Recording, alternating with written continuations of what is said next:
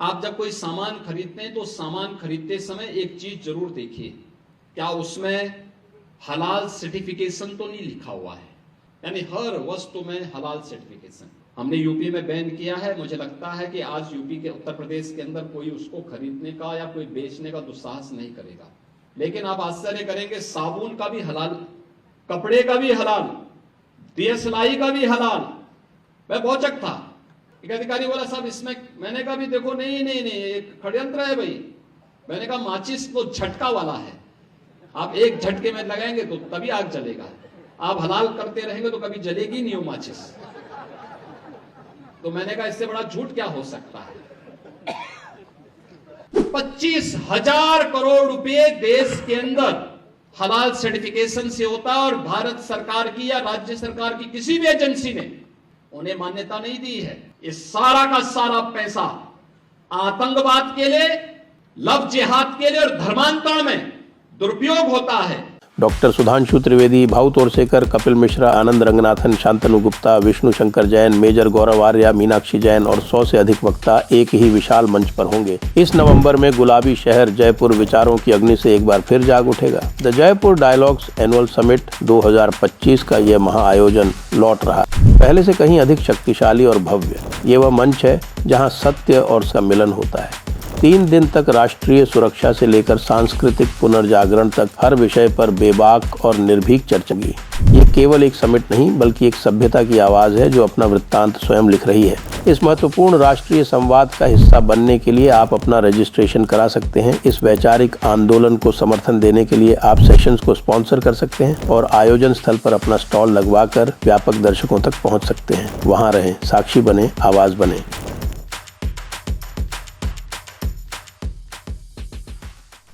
नमस्ते, आप सभी से अनुरोध है कि कृपया हमारे चैनल को सब्सक्राइब करें और वीडियो को लाइक करें। बिहार चुनाव की सरगर्मियां बढ़ ही रही थी, तब तक अखिलेश यादव जी ने कुछ ऐसी छौंक लगा दी बुरखे वाली कि भाई योगी जी का जब वहाँ अवतरण हुआ तो मसाला उनके लिए पूरी तरह से तैयार था। लेकिन योगी जी वहीं नहीं रुके। योगी जी जो हैं इस मामले की तह तक चले गए हैं और कल उन्होंने एक चर्चा की, एक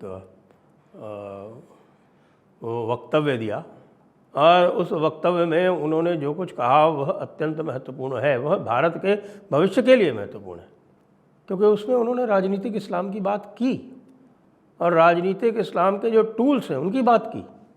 और उन्होंने ये भी कहा कि साहब कि ब्रिटिश उपनिवेश की हम बात करते हैं, हम फ्रांसीसी उपनिवेश की भी बात करते हैं।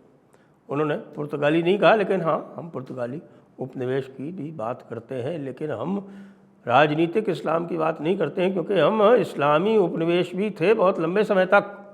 उसको उपनिवेश केवल इसलिए नहीं कहा जाता क्योंकि उनको जो उनका मूल स्थान था वहाँ से भी खदेड़ दिया गया था, तो उन्होंने यहाँ आके कब्ज़ा जमा लिया, जिसके लिए कई बार आप देखते होंगे पहले उसका रैशनलाइजेशन किस प्रकार से किया गया था। शशि थरूर ने उसको एक समय पर रैशनलाइज किया था, ये कहा था कि नहीं नहीं दे बिकेम अस। मतलब मज़े की बात यह है कि कोई आपके यहाँ आए और आपका सामान लूटे और फिर चला जाए तो वो तो लुटेरा कहलाएगा, वो तो देशों के संदर्भ में औपनिवेशिक अत्याचारी कहलाएगा। लेकिन यदि वो आए, आपका सामान लूटे, सामान लूटने के बाद आपको आपके घर से निकाल दे, आपके घर से निकाल के उसको आपको आउट हाउस में रहने के लिए जगह दे दे, तो वो जो है वो बड़ा पवित्र और वही बड़ा एक महान चरित्र हो जाता है और तब कहा जाता है दे बिकेम अस। देखिए उन्होंने कितना बड़ा हमारे ऊपर उपकार किया, हमको हमारे घर से निकाला, हमारी बहनों के साथ, बेटियों के साथ बलात्कार भी किया, उनको अपने हरम में भी रखा, लेकिन हमको एक आउट हाउस में रहने के लिए जगह दे दी। बस सारा उपकार है उन्हीं का। लेकिन हम ये भूल जाते हैं कि ये हमारे वीर पुरुषों की थाती है जो आज भी इस्लाम बर्रे सगीर में या पूरे भारत में अपना कब्ज़ा नहीं जमा पाया है। प्रयास वो आज भी कर रहा है और तरह तरह के उसने उसके लिए टूल्स बना रखे हैं जिसका उपचार योगी जी लगातार कर रहे हैं। इसलिए उन्होंने बात की हलाल सर्टिफिकेशन की। अब ये हलाल ऐसा विषय है जिसके ऊपर हमने कई वर्षों तक लगातार एक मुहिम चलाई और उसमें काफ़ी सफलता भी प्राप्त की, लोगों में जागरूकता भी आई, लेकिन जिस स्तर तक आनी चाहिए थी वो तो नहीं ही आई। सरकारों में जागरूकता आई, दिल्ली म्यूनिसिपल कॉरपोरेशन ने तो आप समझिए कि उस समय जब केजरीवाल का राज हुआ करता था उस समय ये कंपलसरी कर दिया कि जो भोजन है या जो मांस बिकता है उस पर हलाल और झटका अलग अलग लिखा जाए। अब उसकी पालना कितनी हो रही है मुझे नहीं पता, जो लोग इसमें हमारे सरदार रवि रंजन सिंह जैसे जो व्यक्ति हैं वो अधिक अच्छी तरह से बता पाएंगे कि वो कहाँ तक पहुँचा है। लेकिन ये जो हलाल सर्टिफिकेशन को बैन किया है योगी जी ने उत्तर प्रदेश में, उत्तर प्रदेश हलाल की सबसे बड़ी मंडी है। क्यों? वहाँ पर एब्सोल्यूट नंबर्स में, जो ग्रॉस नंबर्स में मुसलमान सबसे अधिक हैं, क्योंकि वो 25 करोड़ की जनसंख्या है, जिसके 20% यानी पूरे 5 करोड़ वहाँ पर मुसलमान रहते हैं। और ये जो 5 करोड़ की संख्या है वो विश्व के 3-4 मुस्लिम देशों को छोड़कर सबसे अधिक है। आप पाकिस्तान छोड़ दीजिए, नाइजीरिया छोड़ दीजिए, इंडोनेशिया छोड़ दीजिए, तो ये बाकी जो आपके सऊदी अरब जैसे जो देश हैं उनसे अधिक है ये जनसंख्या। तो इस जनसंख्या को आपने ये सिखाया, उनको ये बताया कि देखिए आपकी शरीयत यहाँ नहीं चलेगी। क्या होता है हलाल? हलाल का जो एकमात्र उल्लेख है इस्लामी ग्रंथों में वो जानवरों को खाने तक सीमित है। जानवरों को खाना जो है उनके उसमें किताबों में लिखा हुआ है। हमारे यहाँ तो शाकाहार सर्वोत्तम माना जाता है। हमारे यहाँ माना जाता है कि भोजन का नियम ये है कि जो विकास तंत्र है, जो ट्री ऑफ एवोल्यूशन है, उसमें आप जो भी खाते हैं वो आपके लेवल ऑफ एवोल्यूशन से जितना अधिक दूर हो सकता है उतना अधिक दूर होना चाहिए। इसीलिए खाद्य पदार्थों में शाक की बात होती है, शाकाहार की बात होती है, क्योंकि पेड़ों में, सब्जियों में या जो भी उस वनस्पतियाँ होती हैं उनका अपना एक सेंट्रल नर्वस सिस्टम नहीं होता है। न केवल उनका सेंट्रल नर्वस सिस्टम नहीं होता है, अपितु उस साइकिल में उनका काम ही दूसरे जो एवोल्यूशन में हायर हैं, चाहे वो जानवर हैं, चाहे वो चौपाए हैं और चाहे वो मनुष्य हैं, उनको फीड करने का होता है। यह शाश्वत नियम है, सनातन नियम है। और इसीलिए वनस्पतियों की भी पूजा की जाती है। औषधयः शांति वनस्पतयः शांति, ये हमारे यहाँ जो भी शांति मंत्र पढ़े जाते हैं उसमें बिल्कुल आता है सीधा सीधा। इसका दुरुपयोग कैसे कर रहे थे ये कि साहब कि इन्होंने हलाल सर्टिफिकेशन मांस से बढ़ा के हर प्रकार की वस्तु में लगा दिया। और उसका ये, क्योंकि भैया जब ये हलाल करते हैं ना तो जितना भी क्रूरतम तरीका होता है पहले उससे तो उसको पशु को मारते हैं, उल्टा लेटाते हैं, उल्टा लेटा के जो उसकी कंठनलिका है उसको धीरे धीरे रेतते, धीरे धीरे, जिससे वो तड़पता है। और जब वो तड़पता है तो तड़पने के साथ में बहुत सारे जो आपके जो जिसको हम बोलते हैं हार्मफुल केमिकल्स रिलीज़ करता है, तड़पता है। उसको तड़पा के पहले मारते हैं, कंठनलिका उसकी रेत के उसको मरने के लिए तड़प के छोड़ देते हैं। पूरा जब खून निकल जाता है, उस खून निकलने के बाद में फिर उसको कहते हैं कि भाई अब ये साफ़ हो गया। क्यों? अरब में पानी नहीं था, उनके पास इनको साफ़ करने का और कोई तरीका नहीं था, तो वो ऐसे छोड़ देते थे कि भाई ऐसे निकल जाए कि हमारे पास पानी तो है नहीं, साफ़ कैसे करेंगे। लेकिन बलिहारी हो उनके अनुयायियों की, जो अरब को पुण्य भूमि मानते, पितृभूमि भी मानते, इसीलिए सावरकर जी ने कहा था कि भाई भारतीय वो है, हिंदू वो है, वही हो सकता है जो भारत को अपनी पुण्य भूमि और पितृभूमि दोनों माने। तो ये ना तो पुण्य भूमि मानते हैं ना पुण्य या पितृभूमि मानते हैं। तो फिर उसको जब ये रेतते हैं तो उसके साथ में कलमा पढ़ते हैं। तो भाई उसको कलमा पढ़ने से पता नहीं क्या हो जाता है। तो अब ये धीरे धीरे इन्होंने हलाल वाला जो है वो पूरा मामला फैला दिया हर चीज़ में, साबुन में, तेल में, कंघी में, शीशी में, नमकीन में, मिठाई में, टूथपेस्ट में, साबुन में। कोई चीज़ ऐसी बची नहीं जिसमें आप हलाल सर्टिफिकेशन नहीं मांगते।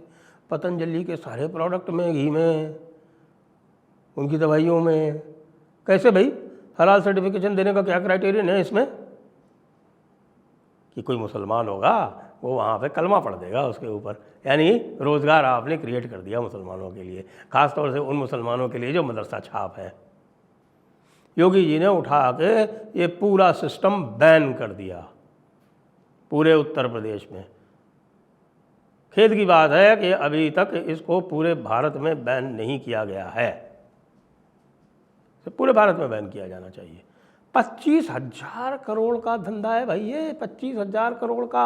और ये 25,000 करोड़ कौन कमाते हैं? ये कोई सरकार के द्वारा सत्यापित हैं, कोई ये सरकारी संस्थाएं हैं? जिसका मन होता है वो उठा के अपना सर्टिफिकेशन चालू कर देता है, और न केवल चालू कर देता है, दूसरों के ऊपर दबाव और बनाता है। दुकान दुकान जाके कहता है कि ये तुम्हारा सर्टिफिकेट लो, नहीं तो फिर हम कह देंगे मुसलमानों से कि तुम्हारे यहाँ से सामान नहीं खरीदे। मजाक बना रखा है, एक्सटॉर्शन का धंधा हो गया। और इस एक्सटॉर्शन को समझा यदि किसी ने तो योगी जी ने समझा, और योगी जी ने इस बड़े भारी टूल को बंद कर दिया। 25,000 करोड़ का धंधा, जो उन्होंने खुद कहा कि ये जो पैसा था ये किस काम में आता था? ये बड़े पैमाने पर आतंकवाद में, बड़े पैमाने पर धर्मांतरण में, बड़े पैमाने पर लव जिहाद में इसमें काम आता है। फ्री का पैसा पड़ा हुआ है ना, तो फिर बांट रहे हैं। और यहाँ यह स्थिति होती है हिंदुओं की कि कोई संस्था आरंभ करते हैं तो कोई पैसा देने नहीं आता। सरकारी संस्था स्पॉन्सर नहीं करेगी, प्राइवेट संस्थाएं डरती हैं स्पॉन्सर करने से कि अगर हमने कर दिया तो ये पूरी लिबरल जमात जो है हमारे पीछे पड़ जाएगी, हमारा धंधा चौपट कराएगी। हालांकि अब उनकी स्थिति वो रही नहीं है। धंधा चौपट कराने का काम जो है वो दूसरा पक्ष करता है। बॉलीवुड का उदाहरण देख लीजिए। बॉलीवुड जो चौपट हुआ है और बॉलीवुड ने सारा जो धंधा चला रखा था वो किस तरह से फ्लॉप हुआ है, वो एक ज्वलंत उदाहरण है। तो हलाल का धंधा बंद तो धर्मांतरण बंद, लव जिहाद बंद, बाकी सारी चीज़ें बंद। ज़मीन जिहाद बंद, जो मज़ारों के माध्यम से होता है। क्योंकि योगी जी ने और भी तो काम किए ना, मदरसे, जो अवैध मदरसे थे उनको बंद करा दिया है। जो अवैध मज़ारे हैं, जो इंक्रोचमेंट्स हैं दुनिया भर के, उनको सबको बंद करा दिया। पूरा बुलडोज़र चलवा दिया। जहाँ पे भी सुप्रीम कोर्ट ने उसमें उनकी सहायता कर दी कि ये कह दिया कि अब जहाँ पर भी आप सरकारी ज़मीन पर, नदी पर, नाले पर, सड़क पर, रेलवे लाइन पर कहीं भी अतिक्रमण पाएँ तो आप स्वतंत्र हैं उसको हटाने के लिए। उस पर किसी प्रकार की कोई बाध्यता नहीं है। तो इसलिए जिन लोगों को लगा था कि साहब के बुलडोज़र जस्टिस पर निर्णय आ जाने के बाद में पता नहीं क्या हो जाएगा, आंकड़े बताते हैं कि बुलडोज़र की कार्रवाई उसके बाद से डबल हो गई। तो योगी महाराज का ये जो फॉर्मूला है ये काम आ रहा है। किसमें? बिहार के चुनाव में भी काम आ रहा है। बिहार में यद्यपि हलाल सर्टिफिकेशन की समस्या इतनी नहीं है, बिहार में इंडस्ट्री भी नहीं है इतनी, लेकिन काम आ रहा है, बहुत बढ़िया काम आ रहा है। और योगी जी को साधुवाद जो उन्होंने इस भयंकर समस्या का इस समय पर वाचन कर दिया, लोगों को याद दिला दिया कि ये हलाल, ये हलाला, ये लव जिहाद, ये धर्मांतरण, ये सब, ये बुर्का, इस सब की भारत की सनातन सभ्यता में इस सब का कोई स्थान नहीं है। सभी सारे नेतृत्व को योगी जी से सीखने की आवश्यकता है। जय हिंद, जय भारत, वंदे मातरम।